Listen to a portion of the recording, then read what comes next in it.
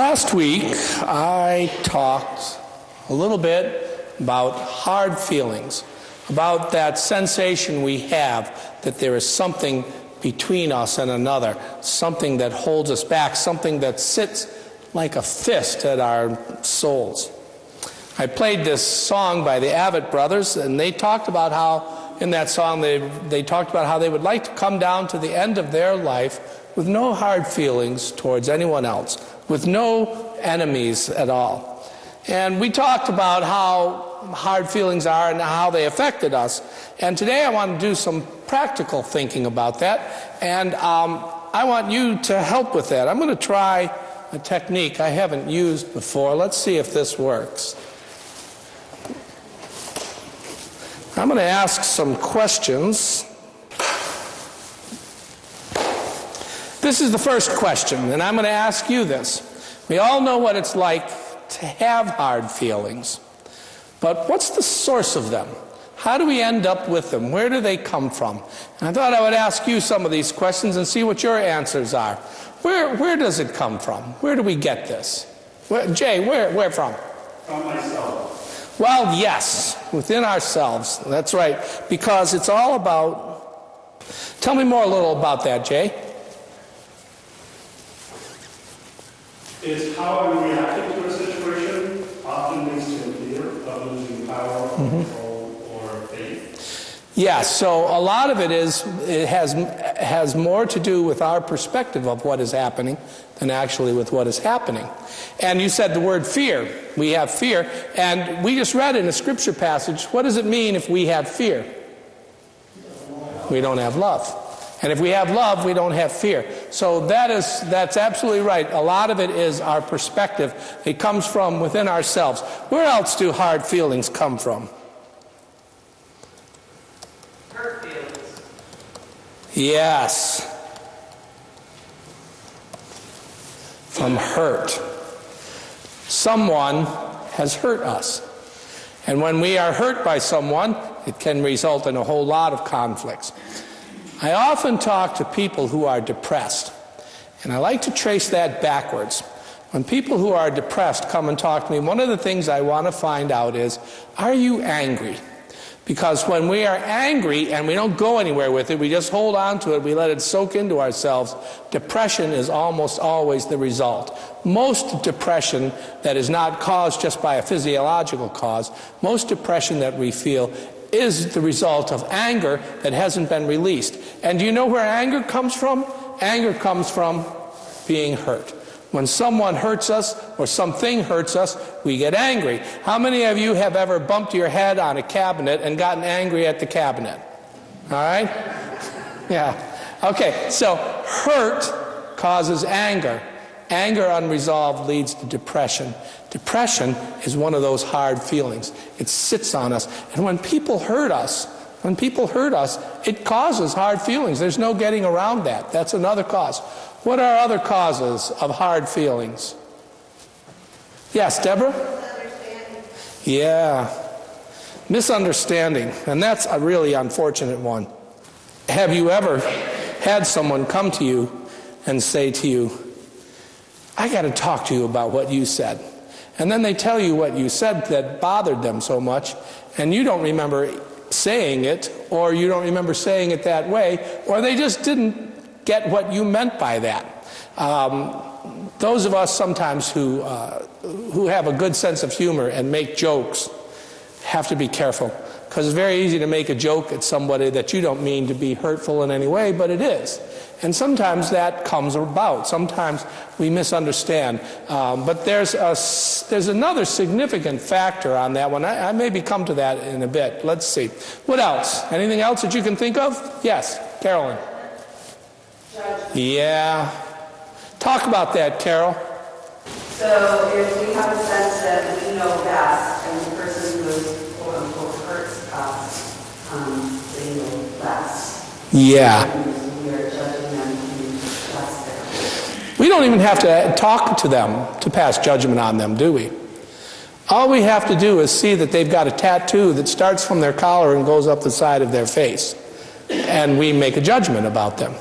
Or all we have to do is see the way that that person who's wearing the suit is looking at the tattoo that goes all the way up our face, and we pass judgment against the person in the suit.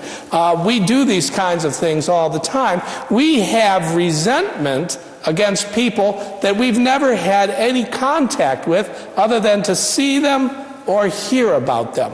There are some times when we have somebody we just think that we don't like that kind of person.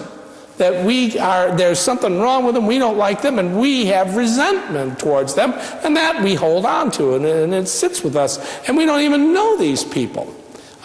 You go down anywhere, there are a lot of people gathered. I was in Harvard Square recently. I used to say about Harvard Square, if you stand in Harvard Square long enough, one of every kind of person in the world will walk past you. And you can stand there at Harvard Square and decide which ones have got it and which ones don't. Which ones are problems and which ones are benefits. You can make those decisions, and yet, what do you know? You don't know. Have you ever been surprised by what you found out about somebody? Let's see what else I came up with here. I had some other ideas, and some of these are going to overlap. Oh yeah, look at her. Disappointment. Has anybody here ever been disappointed by somebody? Who struggles with that? Who finds that hard when somebody disappoints you? Or how many of you know that you've disappointed somebody and they won't forget about it? They won't let go of it. And that is one of those things that sits there. I know sometimes. Yes, Dorothy, go ahead. Feeling ignored. Oh, yes. Feeling ignored. Feeling as if someone, particularly someone who should care about you, that doesn't. But to feel ignored or belittled or discounted, all of that creates all kinds of hurt and pain and resentment, and we can hold on to that too. Yeah, resentment, that's really the big one. Prejudice, and that's really, Carolyn, what we were talking about just now. The prejudices that we have can lead us to have a hard feeling towards somebody else for no reason other than that they belong to a class that we don't seem to like. And then the worst of all is betrayal. Now, betrayal can't be done by anybody. The only people who can betray you are people who are supposed to love you. Betrayal is when someone who is supposed to love and care for you acts as if they do not, or acts the opposite of that. That's where betrayal comes in.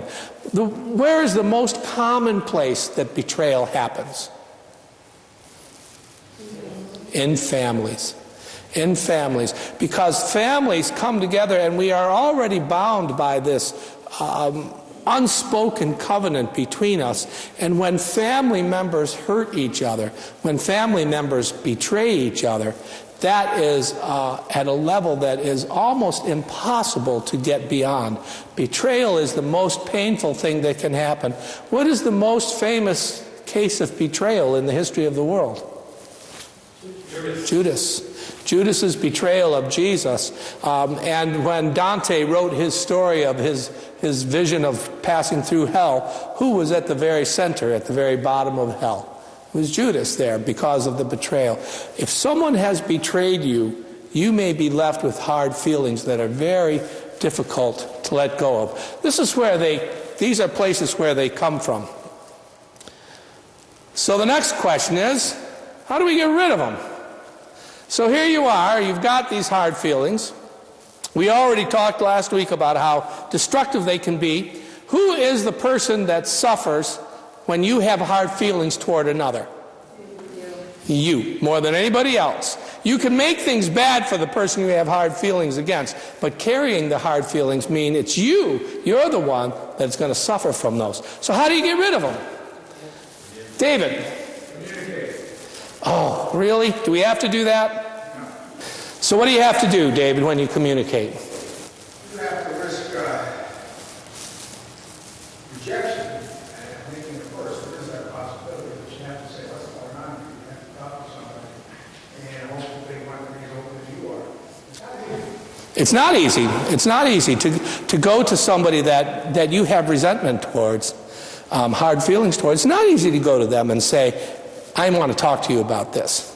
And you said one of the possibilities is rejection.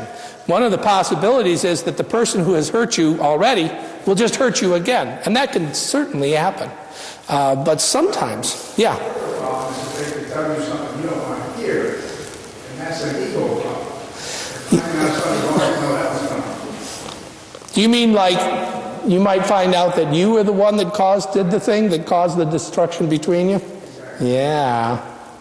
Yeah, I don't want to hear that. I don't want to hear that. I do not want to know that it's my fault. But that is often where we have to begin with that. What else? How else? So communication, and really I could do a whole series of sermons on that because that is such an important piece of it. How are we going to talk to each other to resolve these issues? There are places, churches that I know of, churches that I've been the pastor of, where the resentments smolder and sit there and recur over and over and over and over again because the people do not want to talk about it. They don't want to take the chance to heal it by being open about it. And that's a problem in a lot of places. What else can you do? Yes, Carolyn again. Let go of pride. And then we have to practice acceptance. Let go of pride. We have to let go of the possibility that we are not perfect. We have to let go of the possibility that we are the only injured party. It is very unlikely that you have hard feelings against somebody else and you are the only injured person. It is very much more likely that the two of you have done something.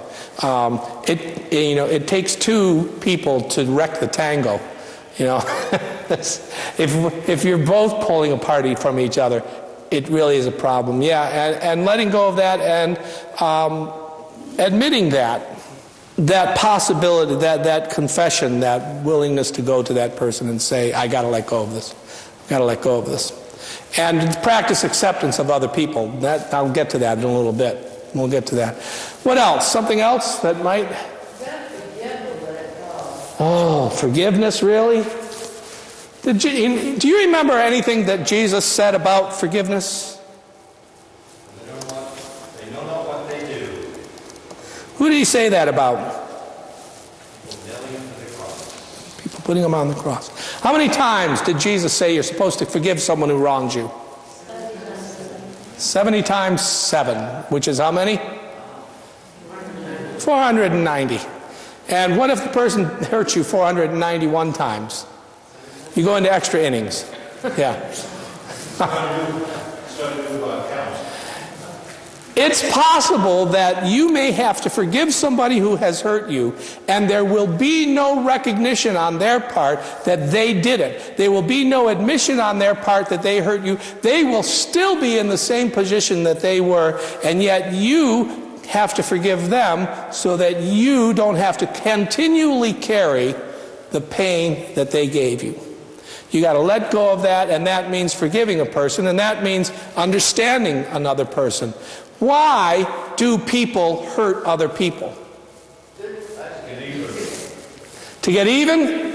Yeah. With what? To get even implies that... Yeah. Why do people hurt other people? What's the number one reason? Because we're not doing those things. Yeah, because we're not doing those things. Say that again, Neil. They're hurting themselves. They want other people to feel as miserable as they do. They have been hurt themselves, and they're passing that hurt on, and that's the number one reason other people hurt other people. I want to wrap this up here soon, but not just yet. You know what you might need in order to get rid of hard feelings? You might need a miracle. All right? It might actually take a miracle. You might have to pray about it and pray about it and pray about it until somehow God is able to change your heart and maybe the heart of the other person as well. You're going to have to somehow get a miracle, and it may not be something that you can make happen. It may be that this division is between you for a long time. You may have to carry these hard feelings for a long time until it is healed. Generally, it takes a long time to make them come and to make this disease within you. It takes a long time sometimes to heal it. Pray about it. What was the last thing that Jesus did before he was arrested and executed? What was the last thing he did? Okay, what was the last big thing he did? Where was he? Where was he when he was arrested? And what was he doing in that garden? Praying. Jesus spent his last night hours in prayer, knowing what was coming, knowing that he was going to have to deal with the fact that he could easily fall into anger, hatred, resentment, fear. And if he was not going to do that, it was going to take a miracle. It was going to take the power of God's grace. Well, I put Jesus' eyes up there, and that's Carolyn's point of acceptance. If you could just see people through the eyes of Jesus, what a difference it would make. If we could just look at each other the way that Jesus looked at people, we would have such a difference in the way we related to each other and the way we were together. And the last thing I have up there is, it's a choice.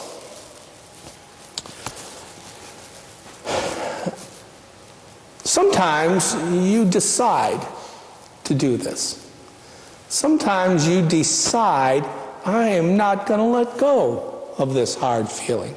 I'm not going to let go of this anger. You could, but you choose not to. Sometimes we squeeze and hold on to that. Sometimes we choose to have enemies. Who's read 1984?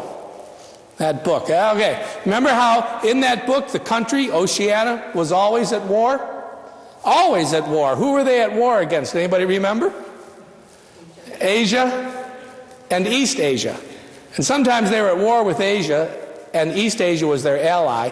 And when that war ended, they would go to war against East Asia so that they could have Asia as an ally. And the war was constant. It was constant. The leaders of that country chose to be at war. Why? Why did they choose to be at war? Maintain a level of fear. Maintain a level of fear among the people and be able to control their own people so that they could get what they wanted. Do we do that in reality in this world? Do we choose to have enemies and choose to have wars? Yeah. This week, there was hand-holding and shaking of hands, and wouldn't it be something if President Moon of South Korea and President Kim of North Korea actually shook hands, smiled, talked, and came to a point, oh, can you imagine this, where they loved each other? Can you imagine if they loved each other? Can you imagine if President Trump and President Xi of China came to a point where they loved each other? What would happen? We choose to have enemies, and we choose not to.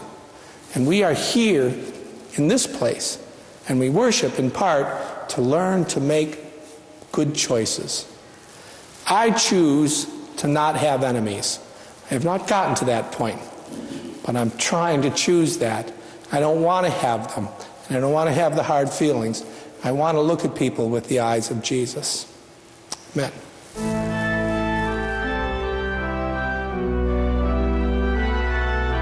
You've been listening to a sermon by Reverend Stephen Carnahan, pastor of High Street Congregational Church in Auburn, Maine. If you feel inspired by what you hear, you're invited to join us in person for worship services every Sunday morning, starting at 10 o'clock. Of course, you can always listen to Steve's sermons on the web. New sermons are posted every Monday by midday. Please explore this website for more information about our church, or visit our Facebook page at High Street Congregational Church, UCC, where you'll find the video version of Steve's sermons as well. We hope that God's presence will be known to you every hour of every day. May God's blessings rest upon you now and always.